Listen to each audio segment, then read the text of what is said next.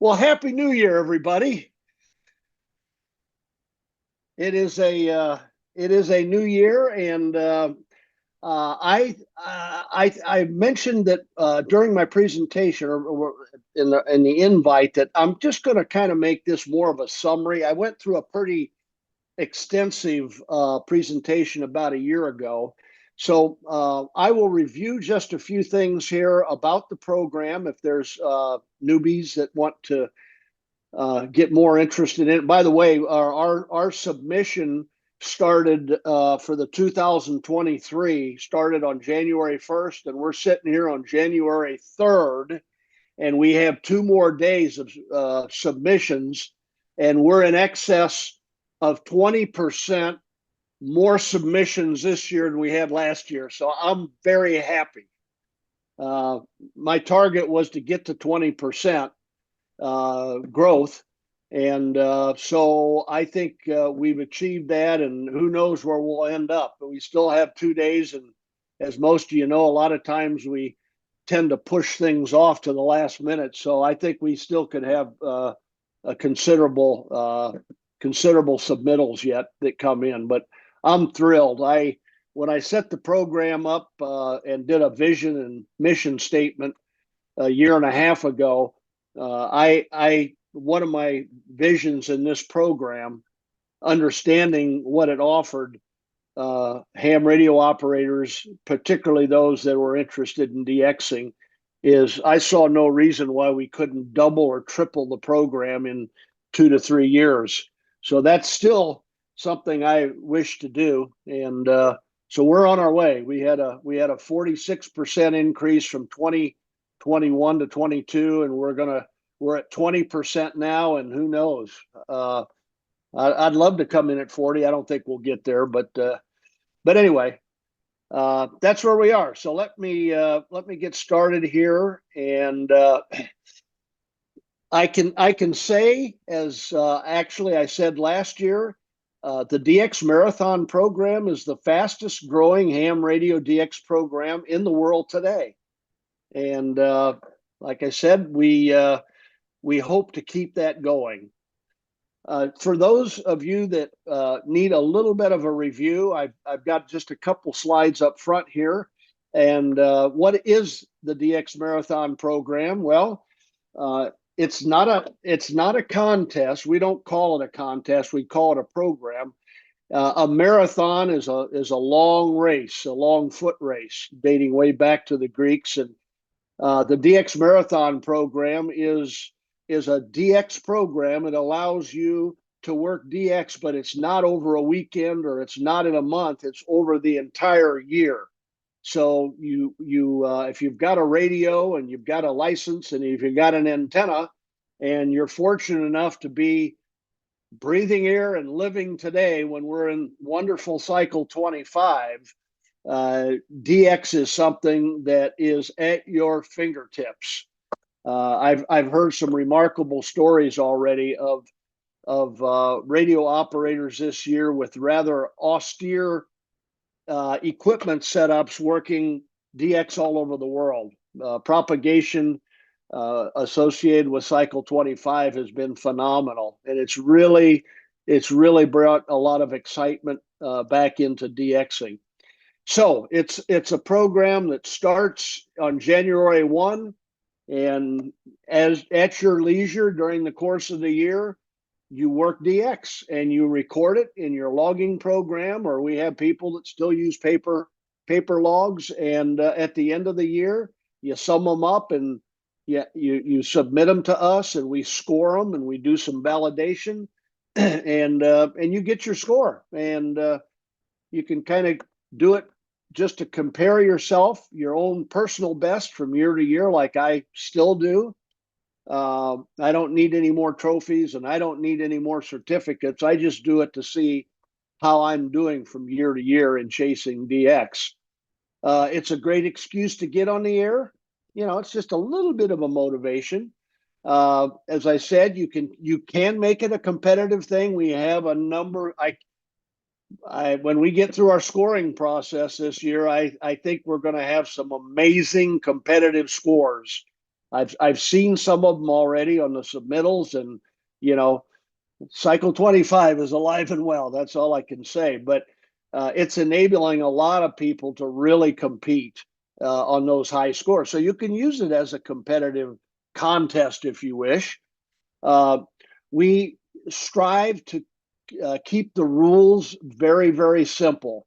We even today, as we're expanding out the program in 2024, we're trying to keep it simple, and it is a global event.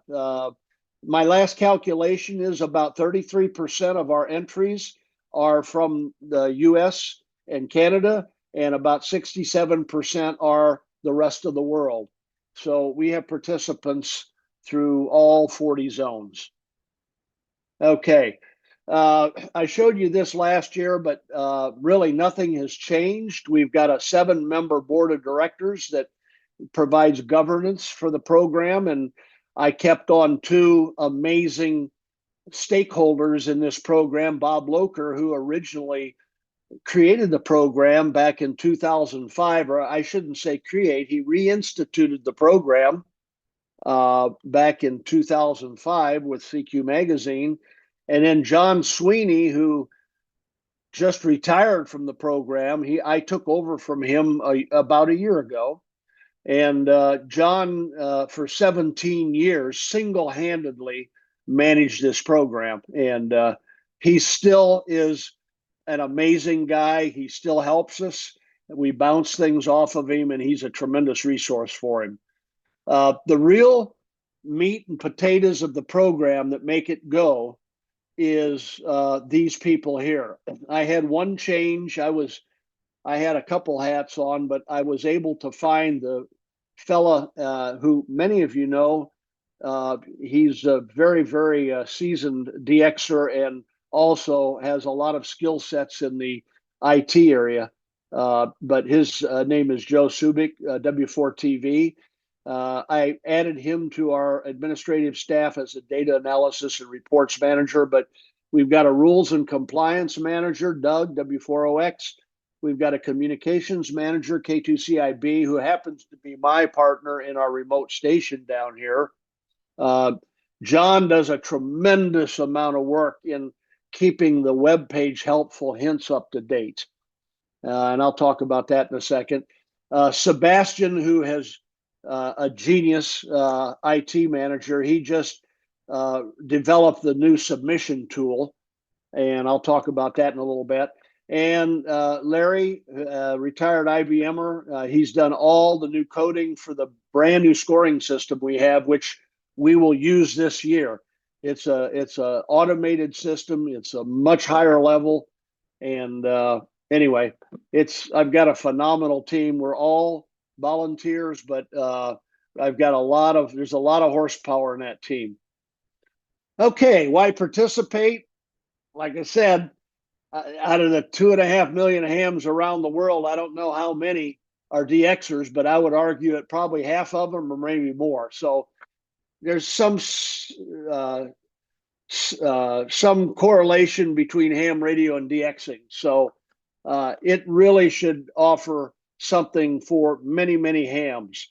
It challenges all of us to work the world every year. It's not like the DXCC program where you work them once and you put it away for 40 years. It rolls over every year, and that's kind of exciting. In the interest of keeping it simple, there's no multipliers, there's no complicated formulas, there's no QSL verifications required to submit a queue. Now, having said that, there has been a little confusion. Why do we say when you submit a queue, it's nice to have verification? Well, it just gives you confidence that it's a good queue. Okay, you're not required to produce a card. You're not required to be listed in club log, or you're not required EQSL or LOTW. But if you got it, the chances are you did work that guy. So it's just a little confidence builder to validate the integrity of the queues that you submit. And and I'm going to explain what we're going to do this year. But I am really, really, really excited about club participation. It's a great tool for club leadership to engage their club in doing something as fun and as interesting as chasing DX. It's something you can do all year long. We got clubs now that are keeping track month by month at their meetings. How are they doing? How are they doing? How are they doing? And that's I'm really building that, and I'll explain in our 2024 rules. I've made it possible. A club isn't a club isn't a club isn't a club, and I'll talk about that in a second. I've tried to tranche the clubs, making it possible for every club, irrespective of size, to feel like they're in the hunt in club competition. Okay. As I said, and I said it many times, it's easy. You work the 340 DXCC entities. Those are all your countries plus your DXpeditions. Most of you are familiar with that. And then to that, we add the WAE, the Worked All Europe entities, of which there are 6. So now you've got 346 entities, country slash DXpedition entities, and then we have 40 CQ zones. You get 1 point for each of those that you work during the course of 1 year. If you work all 40 zones, you get 40 points. If you work 35 zones, you get 35 points. Same way on the countries. If you work 250 countries, you get 250 points.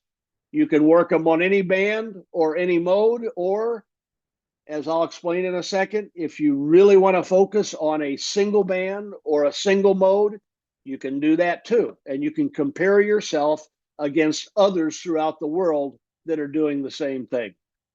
Okay. The frequencies, nothing has changed. Basically, it's, I change, actually, I have to change this slide. It's 6 meters to 160, including all the work bands. So unlike many of your contests, the work band, I love work bands. I love 30 meters. I love 17 meters. So those count. Contract through repeaters or satellites are not allowed. Contacts with M/M, maritime mobile or aeronautical mobile, do not count. And you must make the contacts entirely over RF, basically, amateur radio frequencies, no echo link, no DMR, et cetera, et cetera. Pretty simple. Okay. I have made some, in the interest of making things simple, for those that have participated in the past, we had kind of a perturbation in these where we split formula into 2 different classifications, one of which included QRP. I tried to simplify it. This is for 2024. 4 very simple categories. Unlimited, that's balls out basically. Any kind of antenna, any kind of power up to your legal limit, any type of equipment, multiple antennas, array, Yagis, you name it. No height restrictions. Everything is unlimited. Okay, that's the top category, and then we go down and we tranche it into what we call limited, which is 100-watt max. We allow Yagis with limited boom lengths and limited height. Okay, and of course you can use wire antennas too.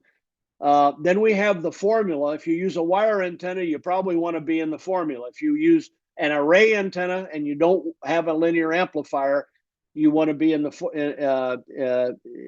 formula class. That's no gain antennas, simple wires or verticals, 100-watt max. And then in a category by itself is QRP. And we do have a number of those. That's a growing number. So very simple. That's in the 2024 rules. By the way, our website has not changed at www.dxmarathon.com. The 2024 rules are posted there. Just go to the website, hit the tab that says rules, and they're all posted. And I think I've got them translated into 13 languages this year. Okay. Now, as I said last time I talked with you folks, these next two slides pretty much put every one of you that are out there into a category that says, I'm in this category. I can participate at this level. Okay. So pay attention. These two slides, as I said, you can be all bands, or if you particularly like certain bands, let's say you love 160 or you love 60 meters, you can actually enter the program in single band mode only and compete against other 60 meter or 160s or 80 or Bob Loker, W9 KNI, he is a 40 meter nut. He only competes on 40 meters. Every year he usually wins it. He's got an amazing Yagi antenna on 40 meters, but he loves 40 meters. Okay. So you can choose to do that. We have one fella, I won't mention his name. He just decided this year he's done quite well in marathon. He said, I'm going to see how I can do worldwide on 17 meters. He entered only on 17 meters, all modes. Okay. So you've got the band flexibility, or you can do like I've always done. I like them all. I like them all, 6 through 160. Okay. Now we go down to the modes. Okay. If you are a digital guy, you can enter in digital mode only. That's FT8, JTs, that's RIDI or whatever. Okay. If you're a sideband guy, you can enter only in sideband. We have W9HY down here that won it last year in South Florida. He's a sideband guy. That's all he works. No CW, no digital. You can enter on that basis. Or if you're a CW guy, my good friend Norm Alexander, W4QN, lives about 5 miles from my home here. 2 years ago, he entered. He just turned 90. I don't think he'd mind me telling his age, but he got in CW only, scored 319 points, and was number one worldwide in CW only. So you can choose your mode if you want to. Okay. And as I said, it's great for leagues as well. Okay. Oops. Bear with me there. I think I flipped it the wrong way. Okay. I'm not going to go over the rules. If there are any questions that you might have, we can cover those. On the web page also, under the FAQ section, I've personally worked real hard to try to, if I hear a question come from one of our participants, and I think it's a worthy question that will be a benefit to others, I'll immediately go to the FAQ and I'll post the question and the answer. And I try to encourage people to read that. There's a ton of good information in there. I mentioned our webpage already. I mentioned the scoring. I mentioned the rules. Simple, simple, simple. Okay, this is our new webpage. Okay, new. It's been around a year now, but we had really an archaic one when I took it over a little more than a year and a quarter ago. But this is a state of the art. Sebastian designed it. You can see it's got tabs up here. It's got past, there's more history in here. You can go back records. You can look at what records are in past years. You can look at who the award winners were in last year and a year before. This one right here is your key tab. And I would encourage you all to just play around with it. There is a ton of information in this tab here. I won't go through all the details. Here's your rules. I just mentioned the 2024 rules are here, and I'm going to talk about this in a second, but this is new right here in the middle.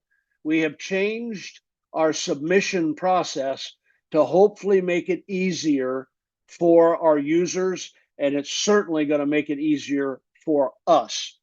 You do not have to, but you can, and we'll have this transition for a little bit.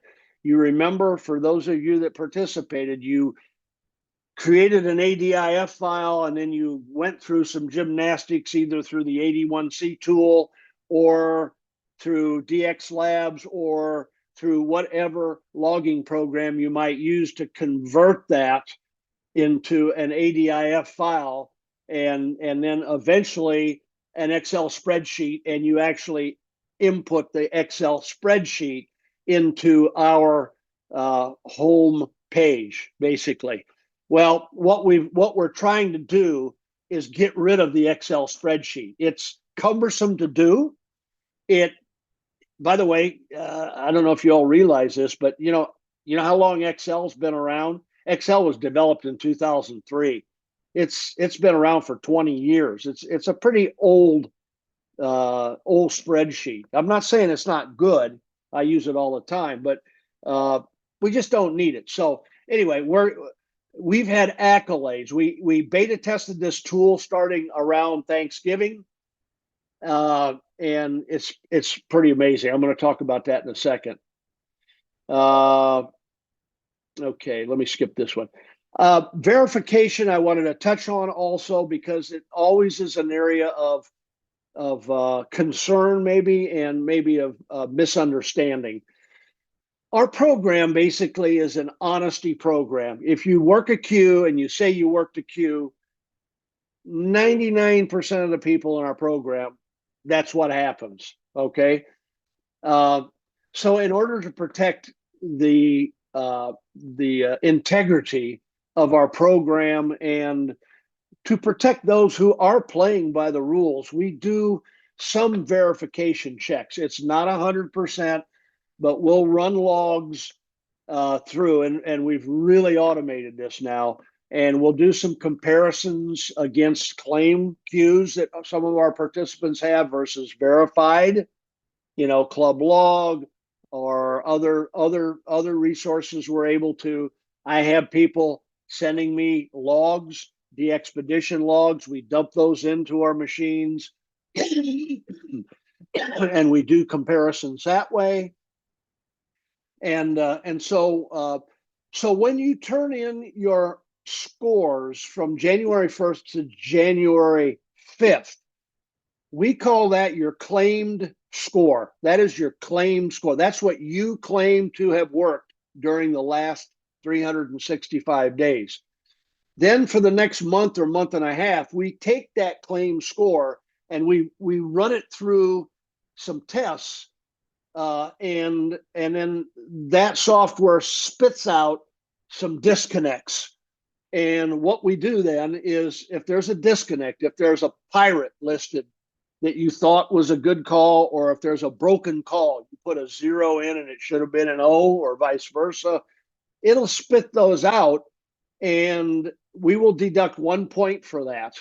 Now, that's not much. When you're up around 250 to 260, doesn't seem like much, but I guarantee you, for those dogs that are up at the top of the list, when there's 1 point or 2 points separating the top 5 or 6 or 7 or 8 people, a point to 2 points to 3 points is a lot.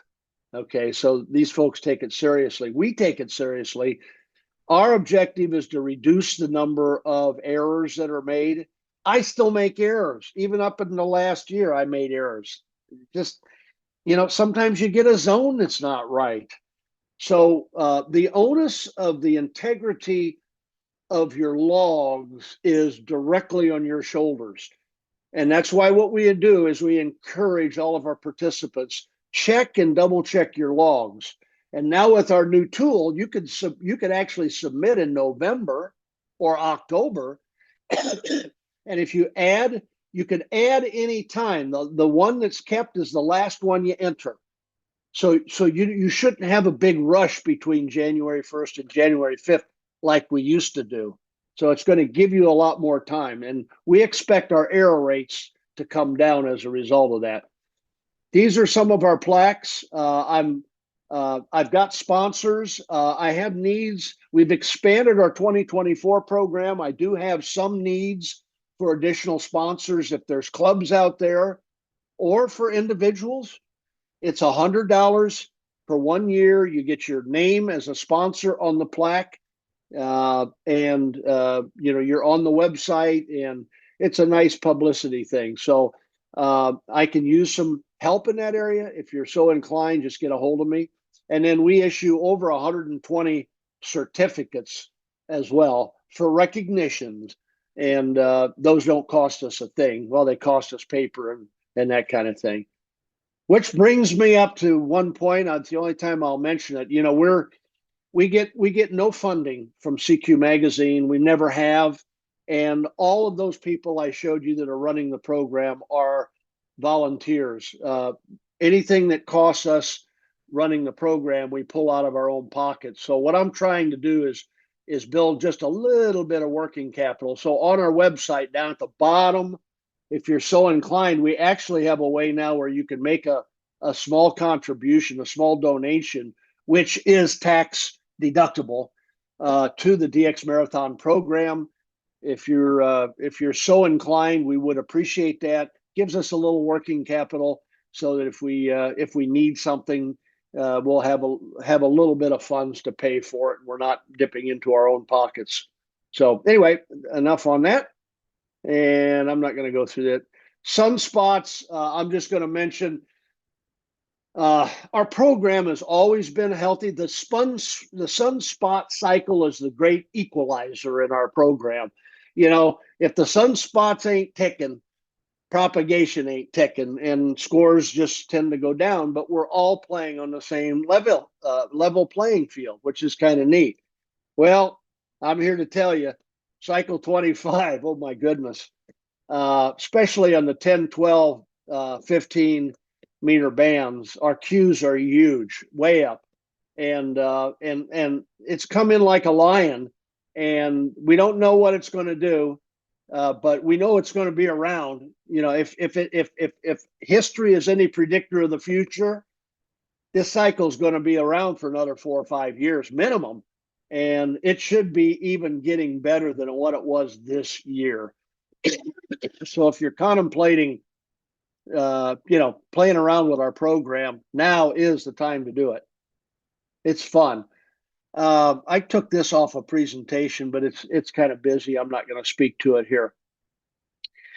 To be successful, either if you're using this as a metric for yourself, or if you're competing for something, work common countries throughout the year, track your progress. Many of your logging programs will allow you to get an instantaneous year-to-date summary of what you need. Okay, I use DX Suites. I use DX Labs. It tells me exactly what I need. I can 2 clicks and boom, I'm up right now. If I see a station, I know exactly whether I need him or not. Read on the website, most of the resources on many websites. Bernie's newsletter, that costs a little bit, but it's relatively cheap. It's one of the best out there. Keep track of when the DXpeditions are coming and get ready for it, and be available when they come. Double check every call sign. I mentioned that already. Update your logging program and make sure you have a current country database. By the way, zones are input in QRZ by the operators. They're not input by QRZ. So if an operator doesn't know what zone he's in, and your logging program derives that information from QRZ, and he's put in a wrong zone, you got a bad zone. So the onus is again on you to make that correction. Use different queues to claim a zone in a country. Now, what that means is if you use the same queue, let's say I use New Zealand as the country New Zealand and as that zone, and I make a mistake on the zone, I've blown it. Okay. So we encourage using different calls, different queues on zone versus country, so you don't get double whammied. Check your forms for errors. I mentioned that. And of course, we, with our new submission tool now, this deadline that we have, because you're going to be able to really start accumulating your submissions before the final deadline, which is just in a couple days, January 5th. We do not make any exceptions for extensions. We don't have, we just, our schedule is too cramped to do that, because when the books close on 2023, we go into high gear on this validation process, and I start writing my article for CQ magazine, and it takes a lot of time. So that deadline is a hard deadline. Okay. I'm going to go through real quick the new submission tool to show you how easy it is. You go to the website, you click on that, let's see, okay, I thought I put it in here, but I didn't. Okay, you click where it says enter submissions. This is the sheet that comes up, and what it'll see, it says load ADIF or XLS files. So you go to your logging program, or however you wish to generate either your ADIF or your XLS file. You produce that for your 2023 queues. You save it in the downloads file. Then you click on this, and you load it into this file. And that's it. And then the next page, you're going to get something that looks like this. This is my actual claim score that I just turned in for 2023. You can see, whoops, sorry. You can see that this shows you the date that you worked this score. It shows you the band, the mode, etc. Now note what Sebastian's done on this. If I go in, let's take Monaco. I actually worked Monaco 1, 2, 3, 4, 5 times in 2023. Okay, so for this particular country mode, it will automatically choose the one that says QSL. That means I probably, through my logging program, which was pushed through my ADIF file, it said that I had confirmation. I'm going to use that one. Sebastian's going to use that one to give you a high confidence level that that's a good queue. Okay? The call's good. The call's not broken. It wouldn't have shown up if it was. So that's kind of an insurance policy.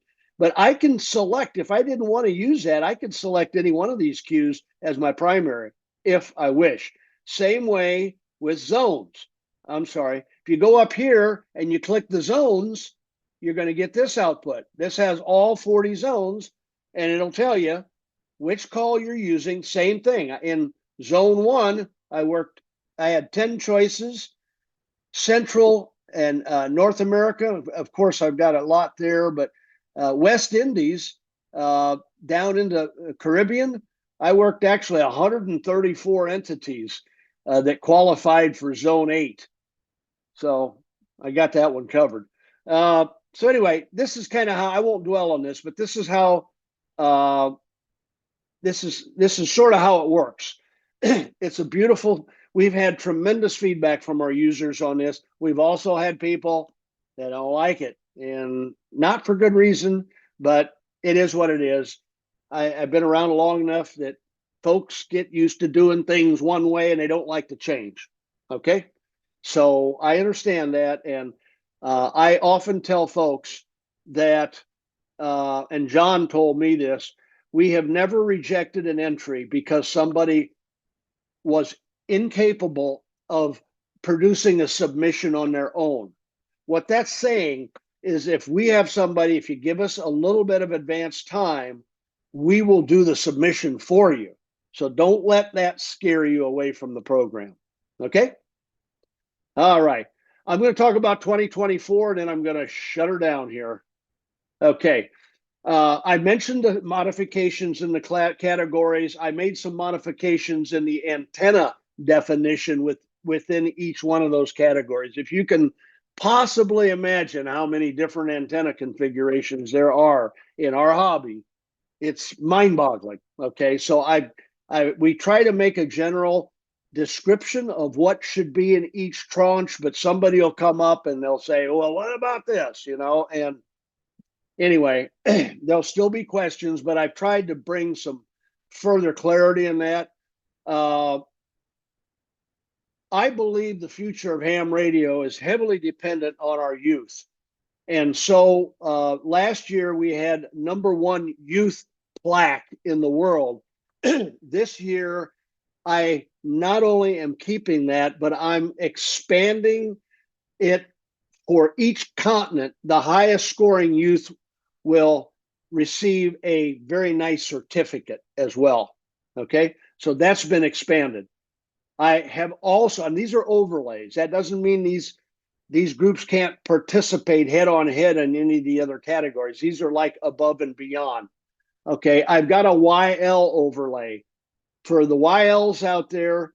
Once again, it's an overlay to the highest scoring world YL in the program. They will be entitled to a plaque.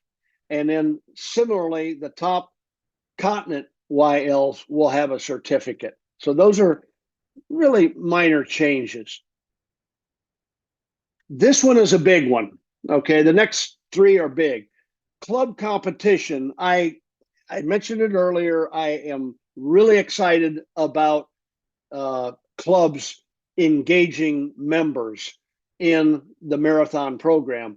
And I felt all along, I belong to a club down here that's really small, is like 15 members.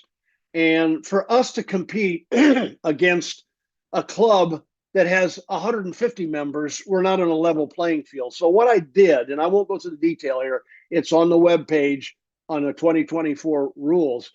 I've created 3 size tranches of clubs, and I will be issuing award plaques for the winner of each one of those 3. So if you've got 25 members or below, you will be, if you have the highest scoring 25 member or under club participation, you will get a plaque. 25 to, I think the 75 is the next tranche, and then 75 and above. So I've got 3 tranches. I want to juice up the club competition and engagement in the program. Okay, this one, I was at the W9 DXCC and W4 DXCC program. I presented a brand new award in recognition of John Sweeney, K9EL. It's called the Super Marathon Award. And what it is, it's a running 5-year total of the highest scoring DX marathon participant. They will be in receipt of the John Sweeney Super Marathon Award plaque. Okay, so what that means is in 2024, we will take the highest score, we'll take the cumulative scores, and if a person has participated in the previous 4 years, we'll sum up all those 5, and the person that has the highest cumulative score over the 5 years will be entitled, will be presented with this award. Then this last one is really going to be exciting, and it's a little scary to me because it can really boost our numbers up. Most of you are familiar with the DXCC challenge. Okay, the DX Marathon Challenge is a 5-band DX marathon program, 80 through 10 meters. So participants in this category, and I'm asking people to declare back to me, I think it's by February 1st, because I've got to be careful on this category, because I got to be careful because of numbers, because instead of 1 participant, 1 entry, I'm going to have 1 participant, 8 entries, each band 80 through 10 meters. So it could have a major impact on the scoring load that we have. So I'm limiting this the first year to 75 participants, which is a good number. If I see we can handle more, I may increase that, and hopefully we can take limits off as we continue to streamline our scoring program. But basically, you take 80 meters, all the 5 bands, and you work as many DXCC entities on each band, so you'll actually have 5 submittals 5 submittals for 1 participant, 1 station. And there's a lot of people really excited about it, especially those people that are veteran DXers who, sometimes they get bored and they want a new challenge. So I'm kind of excited about that. Okay, that pretty much completes. If you want to, I'll open it up to any questions, and if I missed anything, just please tell me. Okay. Okay. Are there any questions out there?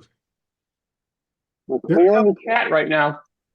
Okay, thanks, Barry. Good to have you back. Barry's been playing sick on us here. He's back with us again. Welcome, Barry. Thank you. Glad to be back. Hey, Mark. Roger, VA3EGY from Canada. Hi, Roger. Hi there. A question about youth. Do you have a cutoff range? Yes, I sure do. It's in the rules, Roger. I've got the birthday in there, but it's basically 25 years and younger. Okay, same as Yoda. Yes, sir. Yes, sir. On the air. Okay, and it's been suggested that, and I may consider it for next year or for 2025. Maybe tranche that also. Maybe 15 and younger, and then 15 to 25. But for this year, it's 25 and less. I'm inclined to do that because I'm aware of quite a few youngster scouts that are getting in, and a 25-year-old is a post-college student, so again, I want to try to make it fair and give everybody a chance. I don't know if this is true in the US also, but in Canada there's quite a push on right now in the cadet world for Sea Cadets to aspire to achieve their amateur radio license as their capstone to their years in cadets. That's outstanding. I don't know when they age out, but there's visibility on this right up to vice admiral level, because air cadets aspire to get their private pilot's license, but signaling is so important to the Navy and the outstanding. So yeah, I think there's something like 15 amateur radio stations across Canada, and they're, of course, I think most of them are associated with the regular forces, but the cadets are being allowed to use them. And I was part of a group that brought Yoda to Canada this year here in Ottawa at Carleton University. So we made some overtures to the cadets here too, and they said, hey, if you guys wanted to build a station for us here in Ottawa, that would be great. So there isn't one in Ottawa at the moment, but anyway, very, very interested in this initiative. Okay. That's awesome, Roger. If there's any way that you have a need for me to do a Zoom meeting to a group of youth or whatever, I'm reaching out and trying to do that as well. So give me a ring if you have that need that develops during the course of the year. Very good. All right. Thanks so much. Sure. All right, Gene, take it away, sir. Yes, hello everybody. This is Gene and Glorious Colleen. First of all, great presentation, Mark. Got a lot of good information there about the DX Marathon. I've heard about it off and on over the years, but you've really piqued my curiosity. Great. Now here are my questions. It concerns the zones. Number one, is there a difference between a CQ zone versus a DX zone? And I'm going to show you what I use. I don't know if you can see that or not. I kind of use this within arm's reach whenever I'm at a station here in the house, especially when I'm doing 10 meters. Yep. So basically, is there a difference between CQ zone and DX zone? And could you clarify what is meant by a DX zone? Well, I can tell you what a CQ zone is because that's very defined. If you look, for example, if you go to the web page and you go to the resources tab, okay, there is on the resources tab, there's a country list, and we also have a zone list. Okay, I'm not sure. Maybe somebody out there can clarify. And I've been a ham for 60 years. Is a DX zone a generic? It might be a generic term. I don't know if it specifically means if it translates into a specific geography like a CQ zone does. I don't know. Okay, I tend to think. I'm just looking here, and Gene, is there 40 zones listed in your list? How many zones are there listed? Whoa, boy, that's a tall order. Okay, because the CQ zone list has 40 zones. So if you have a list that is anything other than 40 zones, it's not the CQ list. Yeah. Thank you, Anthony. That's a great answer. Okay, I'll have to look that up in detail, but thank you, Anthony. Appreciate that. And Yeah. thank you, Mark. Okay. No problem. Any more questions out there? Got some hands up? Oh, we didn't. Okay. Anthony's got his hand up. Well, I was just going to, I've been enjoying this program since 2005 and it's been restarted and I've been a real active participant in it. So I really enjoy it. But one of the things I did this year is I brought in 2 friends and it's been a lot more fun having 2 friends that I can text and say, hey, I just worked a new country, or hey, there's a new country on. So if your club is not doing it as a club program, find 1 or 2 friends that are willing to do it with you. And it's something you can compete against them while you also can help each other. So I found it a great activity to do with other people. So Jim and Steve, my 2 friends that have been doing it with me, we've been sort of racing all year, but a friendly race. And you want to get started fast also. That's my other hint is I'm at 33. I was at 33 when the program started tonight, but while Mark was talking, I worked number 34 country on FT8 because it didn't require me using my voice or my key. But so yeah, it's not too late to get started, but it's never too late to get up and running. Great.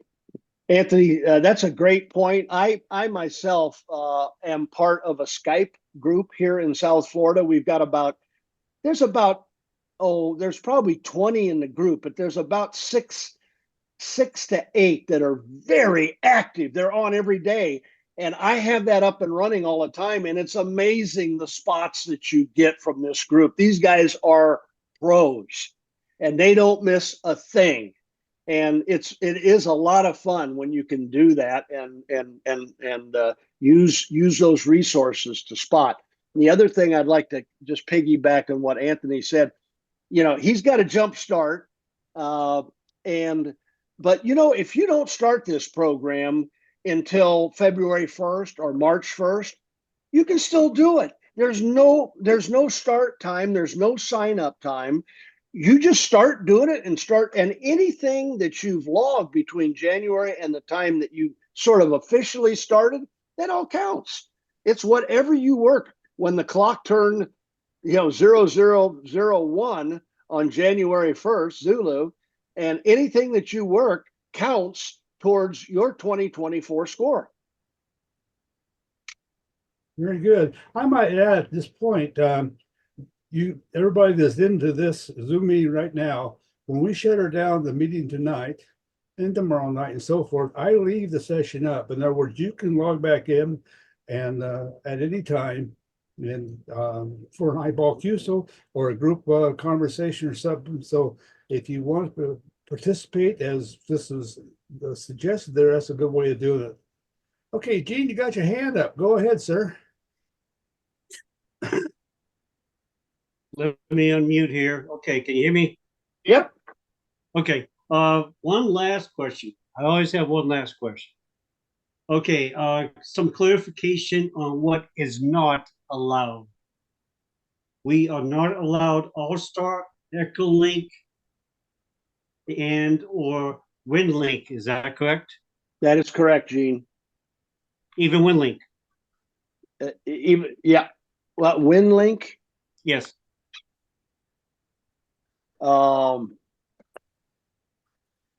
What?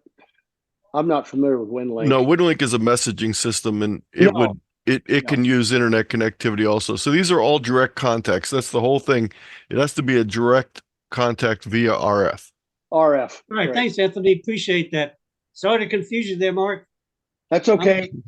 I'm not a I'm big. I'm really not a high tech digital guy. I do like working FT8, where some of the old timers really tend to poo poo it. But I think as long as I've been in this hobby, our hobby is our hobby is all about innovation, and I see FT8 just as another innovation. Just like when I went from AM to sideband, a lot of people were upset about sideband, but as long as we're in this hobby, I think we're going to continue to see technological innovation, and it won't stop at FT8. There'll be something else that comes along as well.